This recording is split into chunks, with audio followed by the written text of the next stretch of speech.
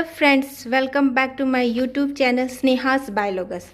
आज हम लोग क्लास 12 की बायोलॉजी का जो चैप्टर 5 है, जिसे हम लोग कहते हैं principle of inheritance of variation, उसका टॉपिक पढ़ रहे हैं मेंडल्स लॉ ऑफ इनहेरिटेंस। लेकिन मेंडल्स लॉ ऑफ इनहेरिटेंस जानने से पहले सबसे पहले हम लोग को जानना होगा what is inheritance. Then after हम लोग जानेंगे who was Mendel and what is his law. Okay, और उसके बाद हम लोग जानेंगे कि उस लॉ को देने के लिए मेंडल्स ने क्या क्या एक्सपेरिमेंट किए थे, किस किस आधार पे वो एक्सपेरिमेंट किए थे, हम लोग वो सब जानेंगे। तो सबसे पहले हम इनहेरिटेंस को जानते हैं कि इनहेरिटेंस क्या है। तो हम लोग पहले से ही पढ़ते आ रहे हैं कि क्या होता है, कुछ गुण ऐसे होते हैं जो पीढ़ी दर पीढ़ी जनकों से उनके संततियों में क्या होते हैं, स्थानांतरित होते हैं या उनका ट्रांसफ़र होता है। तो अगर हम इसका डेफिनेशन पढ़ना चाहें तो एनसीईआरटी जो आपकी बुक है उसमें बेस्ट डेफिनेशन है और मैं उस पर बहुत बिलीव करती हूँ। तो अकॉर्डिंग टू एनसीईआरटी यहाँ पर क्या है कि inheritance is the phenomenon of the capability of maintaining a set of characters is passed on from one generation to another, है ना। ये है आपके बुक के, लेकिन आप इसे अपने अकॉर्डिंग भी इसका क्या कर सकते हैं, डेफिनेशन दे सकते हैं। जैसे मैंने लिखा है कि the phenomenon through which generation to generation, और we can say that generation by generation certain traits are transferred from parents to offspring is called inheritance, है ना। जो हम लोग को याद रहे वैसा ही डेफिनेशन आप लोग लिखिए और पढ़िए। तो the phenomenon through which generation to generation certain traits are transferred from parents to offspring is called inheritance. ठीक है, तो इनहेरिटेंस में आप आगे बढ़ते हैं। पहले इसको आप समझ लीजिए कि किसी फैमिली में हम पेरेंट्स को देखते हैं, चाहे वो माता पिता हो, दादा दादी हो, फिर उसके हम क्या करते हैं, ऑफस्प्रिंग को देखते हैं, पेरेंट्स ऑफ ऑफस्प्रिंग को देखते हैं। तो जब हम ऑफस्प्रिंग को देखते हैं तो और उसके पेरेंट्स दोनों को देखते हैं तो हमको कुछ गुण जो होते हैं काफ़ी सिमिलर लगते हैं, सिमिलर ट्रेट्स, जिससे हमको देख के ये पता चलता है कि नहीं यही उनके क्या है, पेरेंट्स हैं और यही उनके ऑफस्प्रिंग हो सकते हैं। तो ये जो है कुछ गुण क्या होते हैं, सिमिलर ट्रेट्स होते हैं, और ये सिमिलर ट्रेट्स को दर्शाता है हेरिडिटरी। ठीक है, सिमिलर ट्रेट्स को कौन दर्शाता है, हेरिडिटरी। लेकिन जब हम और बहुत ज़्यादा गौर से देखें, नज़दीक से देखें, तो हमको पता चलता है कि नहीं कुछ बहुत सारे ऐसे भी गुण हैं जो क्या है ऑफस्प्रिंग के क्या है, पेरेंट्स से काफ़ी अलग है ना। बहुत सारे सिमिलर गुण भी होते हैं और बहुत सारे अलग गुण भी होते हैं, यानी डिसिमिलर ट्रेट्स भी होते हैं। तो सिमिलर ट्रेट्स क्या होता है, हेरिडिटरी होता है। हेरिडिटरी में से होता है, hereditary is the similarity of offspring to parents, यानी बच्चों का उसके पेरेंट्स से जो क्या है समानता है वही क्या है, हेरिडिटरी है। लेकिन जब हम डिसिमिलर ट्रेट्स देखते हैं जो उसके पेरेंट्स से क्या है, विभिन्नता है, उसी के आधार पे हम डिसिमिलर ट्रेट्स को देखते हैं। तो उस डिसिमिलर ट्रेट्स को हम लोग एक टर्म नाम देते हैं जिसको हम लोग कहते हैं variation. So variation are the differences between parents and offspring.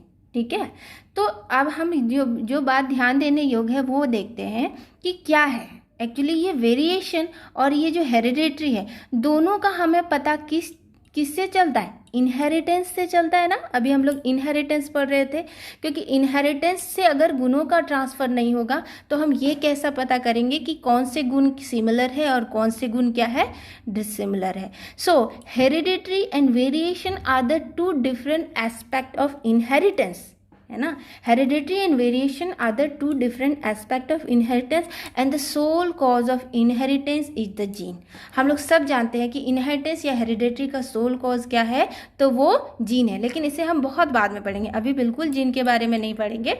तो ये था। अब जो मैन है आप ये जान लीजिए कि जो वेरिएशन होता है ना, वो एक्चुअली कैसे क्यों होता है, किस कारण से होता है।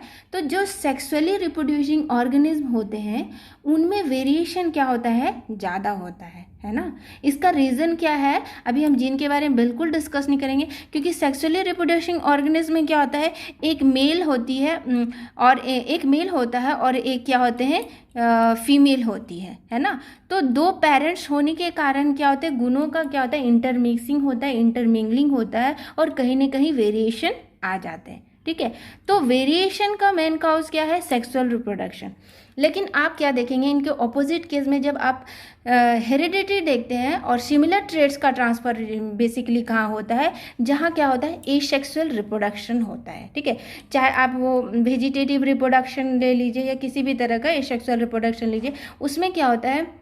ज़्यादातर जो पेरेंट्स ऑफस्प्रिंग होते हैं वो पेरेंट्स के क्या होते हैं? एग्जैक्ट कॉपी होते हैं। इसका रीज़न क्या है कि यहाँ पर जो होता है, जो पेरेंट्स होते हैं या तो सिर्फ मेल होते हैं या तो सिर्फ फीमेल होते हैं, दोनों उस फर्टिलाइजेशन में, उस रिप्रोडक्शन में भाग नहीं लेते हैं, है ना। उस दोनों रिप्रोडक्शन में भाग नहीं लेते, या तो मेल होते हैं या फीमेल होते हैं। इसलिए जो ऑफस्प्रिंग होती है वो एक सिंगल पेरेंट का क्या होता है? कॉपी होता है। इसलिए यहाँ सिमिलरिटीज़ क्या होते हैं? ज़्यादा होते हैं, ठीक है। सिमिलरिटीज़ क्या होते हैं? ज़्यादा होते हैं। ये इसलिए मैंने पढ़ा है कि ये क्वेश्चन पूछा जाता है कि which types of reproduction produce similar traits और chances of similar traits, maximum chances of similar traits, और which types of reproduction produce maximum chances of variation. तो इसका आंसर एक होगा, वेरिएशन का मैक्सिमम चांसेस सेक्सुअल रिप्रोडक्शन में होता है और सिमिलर ट्रेड्स का मैक्सिमम चांसेस एसेक्सुअल रिप्रोडक्शन में होता है। Now we have to know about the pre-Mendelian ideas of inheritance. तो क्या क्या ऐसे इनहेरिटेंस के बारे में क्या क्या ऐसे आइडियाज़ थे जो बहुत सारे साइंटिस्ट ने दिया था मेंडल के इनहेरिटेंस आइडिया देने के पहले। तो हम लोग देखते हैं अर्ली 19th सेंचुरीज में एक हाइपोथेसिस बहुत ज़्यादा क्या था? फेमस था। उसे हम लोग कहते हैं नोशन ऑफ स्पॉन्टेनियस जनरेशन, ठीक है। नोशन ऑफ स्पॉन्टेनियस जनरेशन यानी इसके अकॉर्डिंग क्या था? जो लाइफ का जनरेशन हुआ, उद्भव हुआ, स्वतः अपने आप हुआ है। लेकिन जब Sladen and Swan who gave the cell theory along with the Virchow, accordingly which every organism is made up of a cell and each cell originate from the pre-existing one। यानी हर एक जो जीव है वो क्या है? सेल से बने हैं और हर सेल पहले से विद्यमान किसी सेल से ही आए हैं। तो ये जो थ्योरी था ये क्या कह रहा था कि कोई भी लिविंग सेल क्या लिविंग है तो वो पहले से ही विद्यमान किसी लिविंग थिंग से ही आया है। तो ये जो थ्योरी ऑफ स्पॉन्टेनियस जनरेशन था वो उस समय क्या हो गया? गलत साबित हो गया, उसको रिजेक्ट कर दिया गया। उसके बाद हम बात करते हैं Charles Robert Darwin, who is also known for his theory of natural selection and also proposed the hypothesis of pangenesis. Now, what is the hypothesis of pangenesis? Let's know. According to this hypothesis, every part of our body produces a representative gemmules. Now, what is this gemmules? कहता है कि these gemmules get collected in the semen through blood circulation. Blood circulation के through वो सीमेन में जमा हो जाते हैं। तो ये सीमेन क्या है? तो हम लोग जानते हैं semen is the liquid substance produce by the male sex organ containing sperm. Okay, तो ये कह रहा है कि जेम्यूल्स क्या ब्लड सर्कुलेशन के थ्रू सीमेन में आ जाता है और यही जेम्यूल्स क्या करते हैं? रेस्पॉन्सिबल होते हैं transmission of characters from parents to offspring, ठीक है। और ये थ्योरी यही कहता है और जिसे दिया गया था चार्ल्स रॉबर्ट डार्विन के अकॉर्डिंग। लेकिन बाद में 1892 में अगस्ट वाइजमैन ने एक बहुत फेमस थ्योरी दी थी जिसे हम लोग जर्मप्लाज्म थ्योरी भी कहते हैं। और according to this theory every living organism consist two types of material. The first material is the somatoplasm and the second material is the germplasm. Somatoplasm में सोमा जो वर्ड है उसका मतलब होता है बॉडी और प्लाज्म मतलब होता है लिक्विड। यानी हमारा बॉडी किससे बना है? सोमेटोप्लाज्म से बना हुआ है। और वाइजमैन के अकॉर्डिंग ये जो सोमेटोप्लाज्म है वो क्या है? मॉर्टल है। ये सोमेटोप्लाज्म रेस्पॉन्सिबल होता है ग्रोथ एंड डेवलपमेंट ऑफ हमारे बॉडी के लिए, लेकिन हमारे बॉडी के डेथ के साथ ये सोमेटोप्लाज्म में क्या हो जाता है? डेथ हो जाता है, इसका भी डेथ हो जाता है। तो इस जर्मप्लाज्म थ्योरी का जो सोल टर्म है वो है जर्मप्लाज्म। ओके, तो जर्मप्लाज्म क्या था? वाइजमैन के अकॉर्डिंग जर्मप्लाज्म क्या है? इमोर्टल है। इमोर्टल है यानी इसका क्या होता है? नाश नहीं होता है, ठीक है। और ये जो इसका नाश नहीं होता है और ये क्या होता है? रेस्पॉन्सिबल होता है, ठीक है। रेस्पॉन्सिबल होता है कैरेक्टर्स को पीढ़ी दर पीढ़ी ट्रांसमिशन करने में। So germplasm is the immortal material provides continuity among succeeding generation, and that's why this theory is known as the germplasm theory given by the August Weismann in 1892. तो ये सारे हाइपोथेसिस थे inheritance के बारे में, Mendel's के inheritance law देने के पहले. Let's see how Gregor Mendel discovered his theory of inheritance. But before that, we have to know about the Mendels. The full name of Mendel is Gregor Johann Mendel. He was born in 1822. Okay, in Australia. That's why he is a Australian scientist. वो एक Australian scientist हैं. ठीक है. और क्या होता है कि वो प्रख्यात थे किस चीज़ के लिए, तो थ्योरी ऑफ इनहेरिटेंस देने के लिए. ठीक है. और इनकी मृत्यु हो गई थी 1884 ईस्वी में. 1856 में उन्होंने अपना एक्सपेरिमेंट शुरू किया था. ठीक है. जो भी अब थ्योरी ऑफ इनहेरिटेंस दिया था, जिस एक्सपेरिमेंट के बेसिस पे वो सारे एक्सपेरिमेंट उन्होंने शुरू किए थे 1856 में. किस पौधे को लेके, तो उस प्लांट का नाम था पी, दैट इज पाइजम सैटिवम. ठीक है. लेकिन क्या कहता है कि 1856 से 1865 तक उन्होंने वो एक्सपेरिमेंट करते रहे, और 1865 में उन्होंने अपने एक्सपेरिमेंट के कुछ रिजल्ट को क्या किया था, पब्लिश किया था.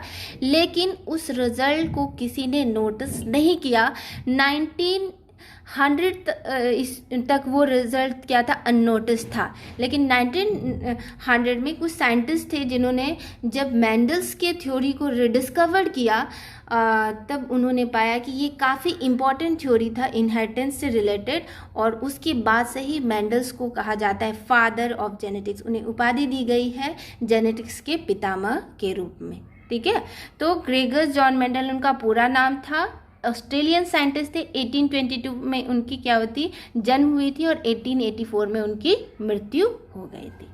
अब सबसे इम्पॉर्टेंट क्वेश्चन क्या है कि मेंडल ने अपने जो भी एक्सपेरिमेंट किया उसमें आखिर ये जो मटर का पौधा था, पी प्लांट को ही उन्होंने क्यों चूज किया. Why did Mendel choose pea plant. There are so many reason behind it. So let's see what are the reason. The first one is the pea plant is small. काफ़ी छोटे होते थे. ठीक है. तो उन्हें अपनी एक्सपेरिमेंट करने में उनको क्या हुई, सुविधा हुई. Easy to grow. The second reason behind it that it was easy to grow. इसको उगाना काफ़ी आसान था, है ना. और क्या होता है, उन्होंने जो भी एक्सपेरिमेंट किए थे तो उसका रिजल्ट भी उसे काफ़ी जल्दी देखना था. तो वो रिजल्ट देखने के लिए क्या होना चाहिए, उसका जो है लाइफ स्पेन क्या होना चाहिए, कम होना चाहिए. तो कहा जाता है कि ये जो है ना, ये सारे जो पी प्लांट थे complete it's life cycle in 1 season. Only 1 season में उनका लाइफ साइकिल क्या हो जाता था, कंप्लीट हो जाता था. इसलिए काफ़ी कम समय में उन्होंने क्या किया, अपने एक्सपेरिमेंट के बेसिस पे रिजल्ट दे देता था ये पी प्लांट. ओके. क्या था, हम सभी जानते हैं कि पी प्लांट क्या होते हैं, बाइसेक्सुअल प्लांट्स होते हैं. इसलिए नेचुरली वो क्या कहते हैं, सेल्फ फर्टिलाइजेशन कर सकते थे. तो ये भी एक रीज़न था.